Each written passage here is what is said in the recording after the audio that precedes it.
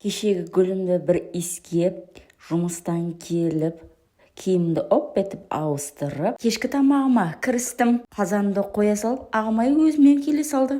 Бір ожаудай құйып, сәбізімді турап, пиязымды турап, ақырғы бір етім қапты. Күрішімді ыдысыма салып алдым. Үстіне су құйып қойдым. Қызып тұрған майыма етімді қуырып алдым, қызартып. Пиязымды да қуырып алдым, қызартып. Шаштай сәбізімді турап, қазаныма салдым. Дәмін келтіретін тұзымды да салдым.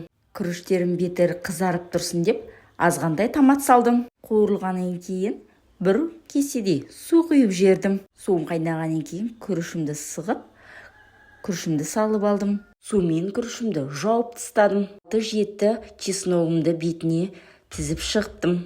Зірамды сеуіп шықтым, тауыққа шашқандай. Кептірілген мейізімді де сеуіп шықтым.